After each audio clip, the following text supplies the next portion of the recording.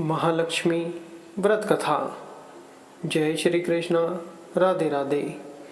अश्विन कृष्ण पक्ष की अष्टमी तिथि को पुत्र की लंबी आयु, आरोग्य लाभ और सबके कल्याण के लिए जीवित पुत्रिका, जीतिया हाथी पूजा और महालक्ष्मी पूजा का विधान है। भाद्र शुक्ल पक्ष की अष्टमी तिथि से लेकर आश्विन कृष्ण अष्टमी तिथि तक 16 दिनों तक महालक्ष्मी जी की पूजा की जाती है।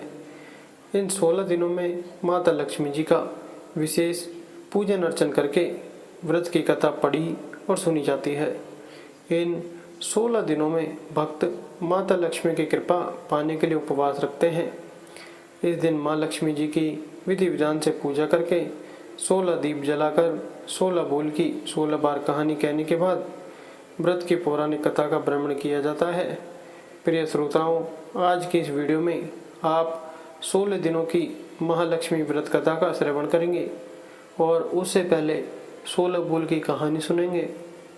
16 बोल की कहानी को 16 बार कहने के बाद ही व्रत की पौराणिक कथा को पढ़ना या सुनना चाहिए।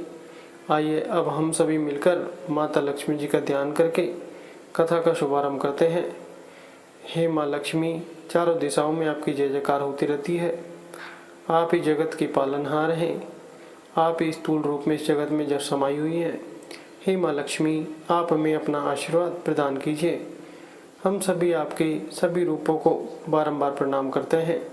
हे माँ लक्ष्मी, विद्या लक्ष्मी सौभाग्य प्रदान करने वाली माँ लक्ष्मी, हे माता अमृत स्वरूपा, हे सत्य लक्ष्मी, हे वैभव लक्ष्मी, हे योग लक्ष्मी, हम सभी आपको बारंबार प्रणाम करते हैं, आपको नमन करते हैं। 16 बोल की कथा। अमोती दमोती रानी, पोला पर ऊंची सो पर पाटन गांव, जहाँ के राज मगरसेन दमयंती रानी कहे कहानी। सुनो हो लक्ष्मी देवी रानी, हमसे कहते तुमसे सुनते 16 बोल की कहानी। पौराणिक कथा के अनुसार महाभारत काल के समय की बात है। महर्षि देवपायन व्यास जी हस्तिनापुर में आए। उनका आगमन सुनकर समस्त राजकुल के कर्मचारी महाराज भीष्म सहित उनका सम्मान आदर करते हुए राजमहल में महाराज को सोने के सिंहासन पर विराजमान कर अर्घ्यपाद आचमन आदि से उनका पूजन किया। व्यास जी के विराजमान होने पर राजा रानी और माता कुंती ने हाथ जोड़कर प्रश्न किया कि हे मुनिवर, आप त्रिकालदर्शी हैं, आपको सभी की जानकारी है। आपसे हमारी प्रार्थना है कि कृपया स्त्रियों के लिए कोई ऐसा व्रत पूजन बताइए जिससे हमारे राजलक्ष्मी सुख पुत्र परिवार सदा सुखी रहें। ऐसा सुनकर व्यास जी ने कहा कि हम ऐसे व्रत का वर्णन करने जा रहे हैं जिससे सदा लक्ष्मी जी स्थिर होकर आपको सुख प्रदान करेंगे। यह श्री माँ लक्ष्मी जी का व्रत है जिसे 16 दिनों तक किया जाता है और जिसका पूजन प्रतिवर्ष अश्विन कृष्ण पक्ष की अष्टमी तिथि को किया जाता है। तब महारानी गांधारी ने पूछा, हे महात्मन, यह व्रत कैसे प्रारंभ किया जाता है? इसका विधान क्या है? कृपया हमें विस्तार से बताने की कृपा करें। तब व्यास जी कहने लगे कि भाद्रपद शुक्ल पक्ष की अष्टमी तिथि के दिन सुबह मन में व्रत का संकल्प करें। संकल्प लेकर किसी जलाशय में जाकर स्नान करें। साफ स्वच्छ वस्त्र या नए वस्त्र धारण कर सकते हैं। दूरवासी महालक्ष्मी जी को जल का तर्पण करके फिर प्रणाम करना चाहिए। तत्पश्चात घर आकर शुद्ध 16 धागों वाले धागे का एक धागा बनाकर हर दिन एक गांठ लगानी चाहिए। इस 16 दिन की 16 गांठ का एक धागा तैयार कर अश्विन माह के कृष्ण पक्ष की अष्टमी तिथि को व्रत रखकर मंडप बनाकर चंदोबा तान कर उसके नीचे माटी के हाथी पर माँ लक्ष्मी जी की मूर्ति स्थापित कर तरह तरह के पुष्पों से लक्ष्मी जी और हाथी का पूजन करें। तरह तरह के पकवान भी बना सकते हैं। लक्ष्मी जी और हाथी का पूजन नैवेद्य समर्पण करके करना चाहिए। श्रद्धा सहित महालक्ष्मी व्रत करने से आप लोगों को राज्य लक्ष्मी सदा स्थिर रहेगी। ऐसा विधान बताकर व्यास जी अपने आश्रम को चले गए। इसके बाद भाद्रपद शुक्ल पक्ष की अष्टमी तिथि से समस्त राजघराने की नारियां और नगर स्त्रियों ने माता महालक्ष्मी का यह पावन व्रत आरंभ कर दिया। बहुत सी स्त्रियों ने गांधारी के साथ प्रतिष्ठा पाने के लिए उनका साथ देने का नियम लिया। कुछ नारियां माता कुंती के साथ भी इस व्रत को आरंभ करने लगी, किंतु माता कुंती और गांधारी जी के बीच में कुछ द्वेष भाव चलने लगा। ऐसा हती 15 दिन व्रत के समाप्त होकर 1.25 दिन यानी अश्विन कृष्ण पक्ष की अष्टमी तिथि आ गई। उस दिन प्रातःकाल से नारियों ने उत्सव मनाना आरंभ कर दिया और समस्त नर नारी राजमहल में गांधारी जी के यहाँ उपस्थित होकर तरह तरह से माँ लक्ष्मी जी के मंडप और माटी के हाथी बनाने और सजाने की तैयारी करने लगे। गांधारी जी ने नगर की सभी स्त्रियों को बुलाने के लिए सेवक भेजा, परंतु माता कुंती को बुलावा नहीं भेजा, न ही कोई सूचना भेजी गई। उत्सव में बाजे गाजे की धुन बजने लगी, जिससे सारे हस्तिनापुर में खुशी की लहर दौड़ गई। माता कुंती ने इसे अपना अपमान समझा और बहुत दुखी होकर बैठ गई और व्रत की कोई तैयारी नहीं की। इतने में ही महाराज युधिष्ठिर, अर्जुन, भीमसेन, नकुल, सहदेव सहित पांचों पांडव वहां उपस्थित हो गए और अपनी माता को दुखी और गंभीर देखकर अर्जुन ने उनसे प्रार्थना की कि हे माते, आप इतनी दुखी क्यों हो? क्या हम आपके दुख का कारण समझ सकते हैं और दुख दूर करने में भी सहायक हो सकते हैं? आप बताइए। तब माता कुंती ने कहा कि बेटा, कुल में रिश्तेदारों द्वारा किए गए अपमान से बढ़कर कोई दूसरा दुख नहीं है। आज नगर में महालक्ष्मी व्रत उत्सव में रानी गांधारी ने सारे नगर की औरतों को सम्मान से बुलाकर ईर्ष्या पूर्वक मेरा अपमान करके उस समय मुझे नहीं बुलाया है। तब अर्जुन ने कहा, माता, क्या वह पूजा का विधान सिर्फ दुर्योधन के महल में ही हो सकता है? आप अपने घर में नहीं कर सकती? तब माता कुंती ने कहा, बेटा, कर सकती हूँ, पर साज सामान इतनी जल्दी तैयार नहीं हो पाएगा, क्योंकि गांधारी के 100 पुत्रों ने माटी का विशाल हाथी तैयार किया है और पूजा करके सजाया है। ऐसा विधान तुमसे नहीं बन सकेगा। उनके उत्सव की तैयारी आज दिन भर से हो रही है। अब हमारे पास इतना समय नहीं है, न ही इतनी सामग्री है। तब पार्थ ने माता से कहा कि माता, आप पूजा की तैयारी कर नगर में बुलावा भेजिए। मैं ऐसा हाथी पूजन में लेकर आऊंगा कि हस्तिनापुर वासियों ने कभी देखा नहीं होगा, न ही कभी उसका पूजन किया होगा। मैं आज ही इंद्रलोक से इंद्र का हाथी ऐरावत, जो कि बहुत ही पूजनीय है, उसे बुलाकर लेकर आता हूँ। आप अपनी तैयारी कीजिए। इधर माता कुंती ने सारे नगर में पूजा का ढिंडोरा पिटवा दिया।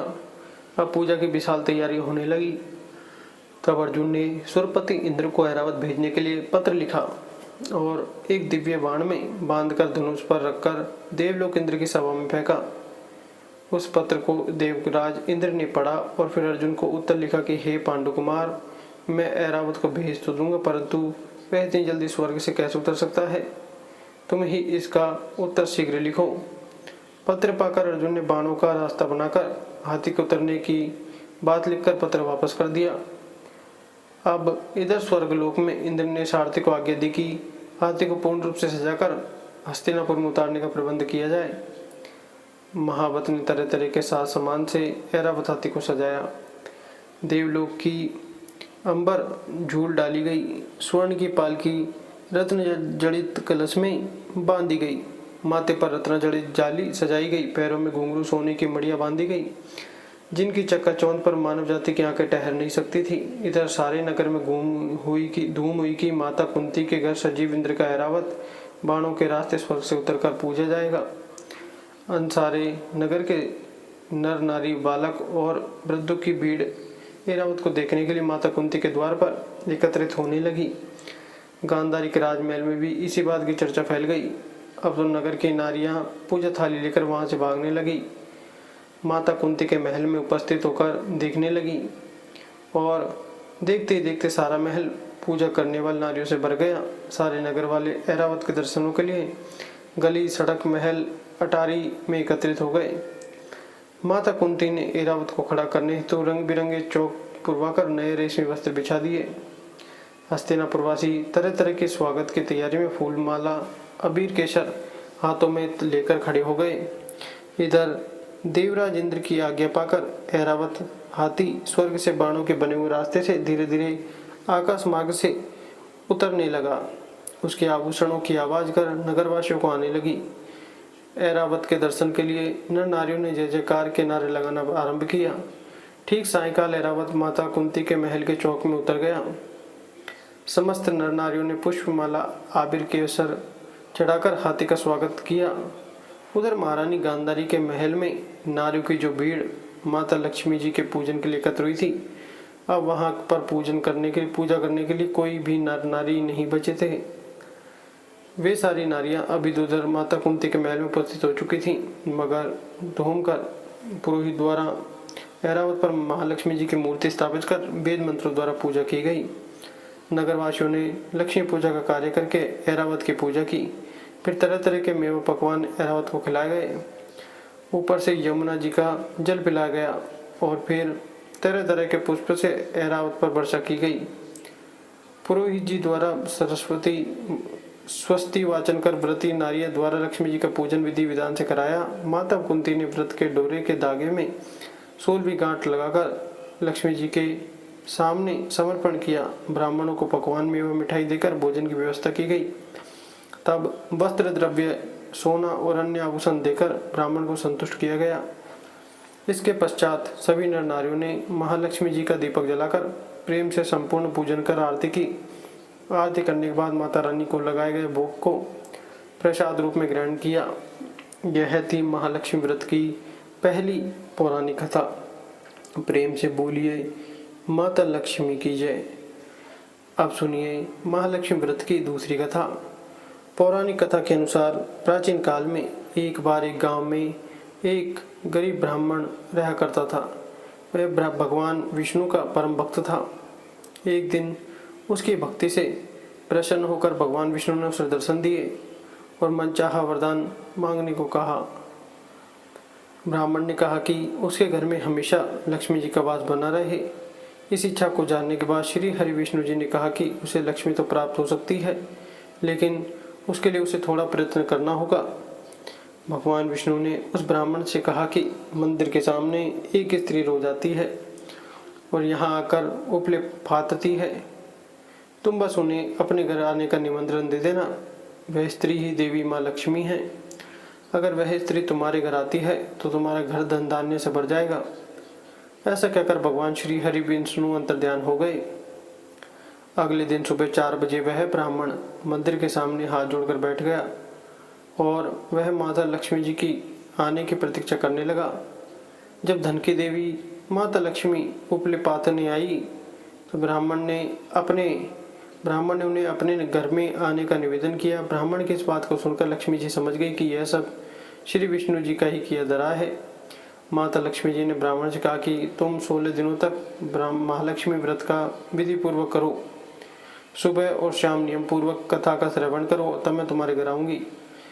देवी के कहे अनुसार ब्राह्मण ने देवी का व्रत और पूजन किया और उत्तर दिशा की ओर मुँह करके लक्ष्मी जी को पुकारा।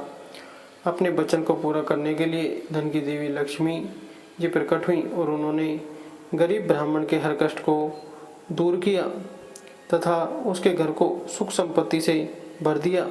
हे माँ लक्ष्मी, जैसे आपने उस ब्राह्मण पर कृपा की, वैसे इस कथा को कहने, सुनने और हुकारा भरने वाले सभी भक्तों पर करना। कथा को लाइक करें, शेयर करें, सब्सक्राइब करें, बेल आइकन जरूर दबाएं। धन्यवाद। जय महालक्ष्मी की।